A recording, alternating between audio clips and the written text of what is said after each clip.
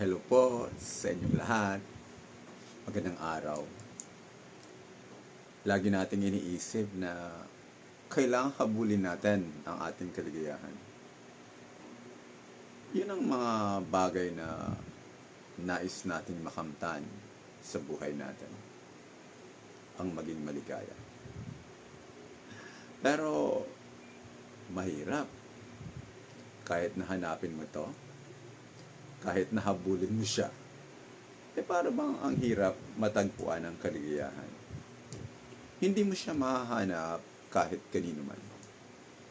Hindi mo siya mahahanap sa mga damit, hindi mo siya mahahanap sa mga kaibigan, kundi kayo sa maraming pera na meron ka.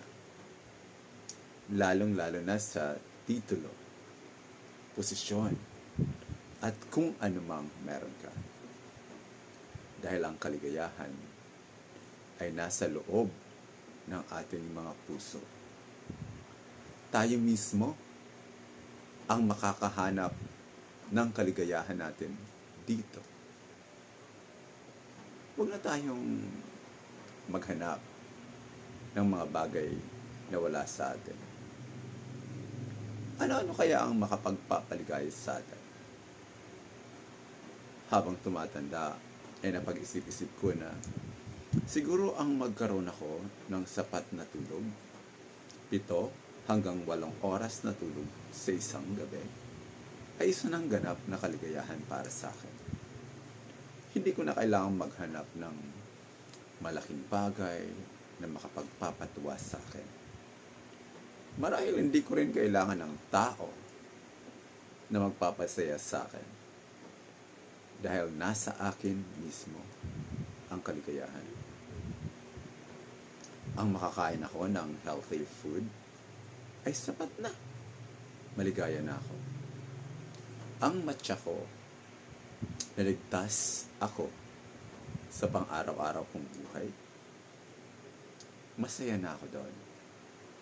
At ang tiyak na dapat kong ipaglaban kahit na kanino man upang makamit ko ang kaligayahan ay ang bigyang laya ko ang aking sarili na gawin ang mga bagay na gusto kong gawin hanggat hindi ito bumabalik sa moralidad at sa kautusan ng Poong May Kapal.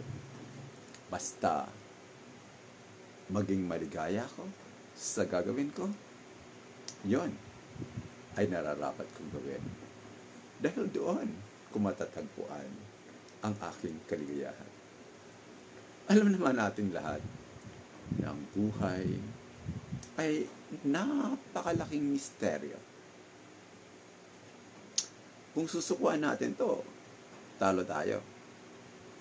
Pero kung harapin natin ang buhay, tsak na magkakaroon tayo ng kaligayahan sa ating mga puso. Sa pang-araw-araw nating buhay. Parang road trip lang to. Alam natin kung nasaan tayo ngayon. Kaya check natin kung saan tayo pupunta. Ang poproblemahin na lang natin, paano tayo makakarating doon sa gusto nating puntahan. Dahil nandoon ang ating kaligayahan. Mahalin natin ang ating sarili. Kumain tayo ng mga pagkain nakakalusog. Tsakin natin na safe ang buhay natin araw-araw. Sa pamamagitan yan, makakamit natin ang totoong kaligayahan. At natitiyak ko na magiging maligaya tayo kapag may katiyakan kung saan tayo pupunta at kung paano tayo makakapunta doon.